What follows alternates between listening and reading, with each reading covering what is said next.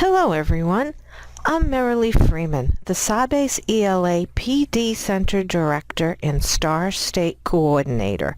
I'd like to welcome you all to the Overview of Evidence-Based Reading Instruction. I will be the facilitator for this three-part overview.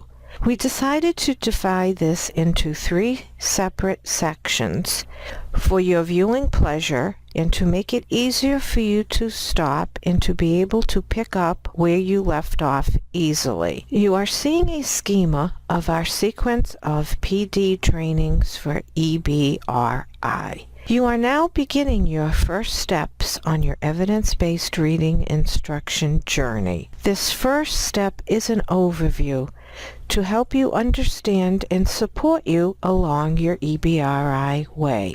This brief online training will help you understand and become familiar with what EBRI is and why it is important to you and especially to your learners. Again, this is your first step on the journey. Once you have completed this brief overview, you are able to move to your next training, which is diagnostic assessment. And these first two trainings are required before you are able to move on to the specific trainings for the essential components of reading at the various levels of your students as outlined here. As you can see, they're divided into three separate GLE levels. One is the 0 to 3, or 1 to 3 as we have it here, and then the GLE 4 through 8, and then the GLE 9 to 12. So for the first one, the emerging readers, the focus for your components of reading will be alphabetics, fluency, and a little bit of vocabulary. Then for the 9 to 12 level, your focus for instruction will be making sure that your students have fluency ability, but mainly your focus will be on vocabulary and comprehension. And for the intermediate level readers, that is what the STAR training is all about.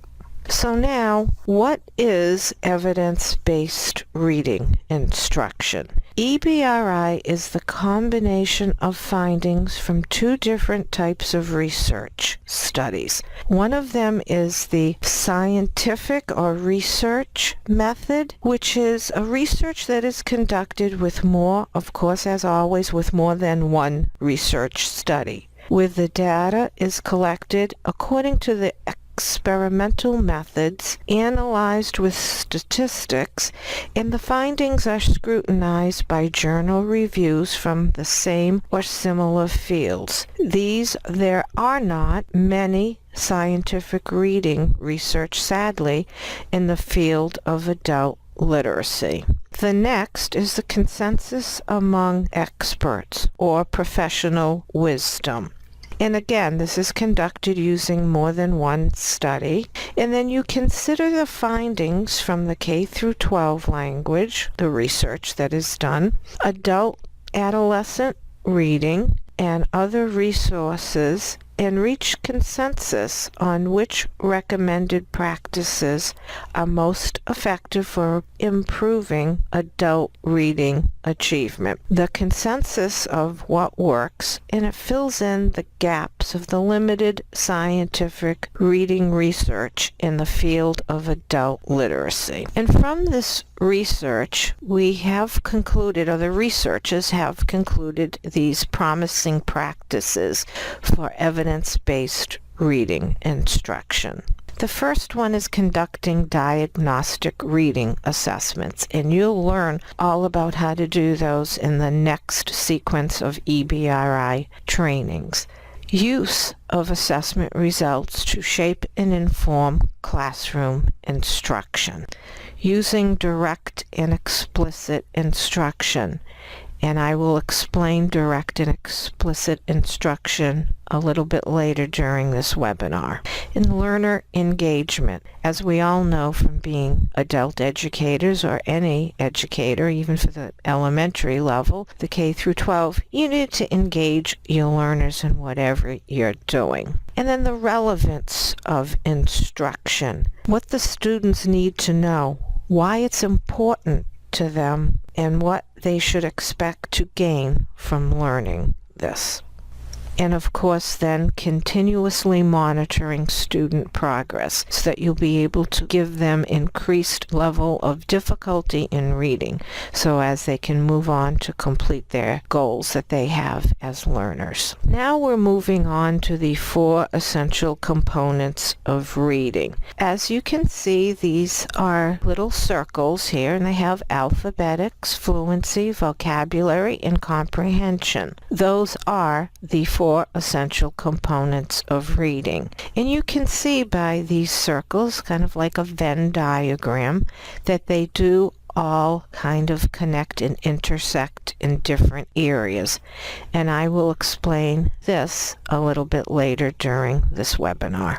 Now we're talking about alphabetics, one of the components of reading. And this is the process readers use to identify words. And it includes phonemic awareness, phonics, and decoding. And readers must rely on this alphabetic knowledge and decoding skills to read unfamiliar and new words. We divide alphabetics into 2 different skill sets. One is the basic skill set, which is phonemic awareness, which is the smallest unit of sound. That's what a phoneme is, and it's the ability that for students to be able to differentiate the meaning, the ability to hear and identify and manipulate individual sounds. Sight word recognition, and then phonics and word analysis. These are the basic and lower level reading skills for alphabetics that a student may have a need for. And then you move on to the higher level skills, which are the ability to use syllables to pronounce multisyllabic words, and then affixes, prefix and suffixes, and be able to understand that how when these are added to words, it can change the meaning. Now we have fluency, and you can see in the little circles on the lower right hand side that it's the ability to read with efficiency and ease. That's accuracy and speed. And then prosody is the ability to read with expression, which is an important part of fluency because it affects the comprehension. So here you see the first is accuracy, automatic text processing, and prosody.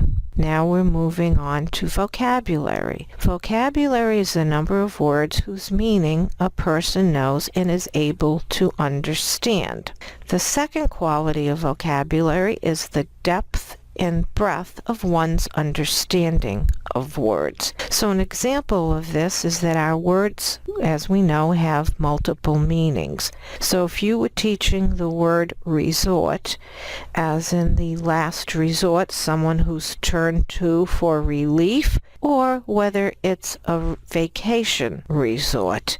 So when you're teaching the different meanings of words to your student, it is very important that you only teach one meaning of a word at a time so as not to confuse the students. Once they have mastered the meaning of one particular word, then you can move on to other meanings of vocabulary words at a later time. Now we're moving on to reading comprehension. And reading comprehension is the process and product of being able to understand a text and requires a high level of metacognition engagement with the text. And that is being able to connect words to understand an author's ideas. In other words, trying to understand what the author is saying. Seeing how those ideas fit with what the reader already knows. In other words, being able to connect it to prior knowledge and background knowledge that the student brings to the particular reading. Being able to recognize that you don't understand what you have just read. As good readers that we all are, and we have good comprehension skills, we know and are able to recognize when we don't understand what we're reading. So we can stop and reread because we know we don't understand that. But our students do not know that they don't understand it, so we have to be able to give them some strategies so that they know what they need to do and to be able to acknowledge they don't understand what they're reading. So here's a cute cartoon that I like that illustrates something about comprehension.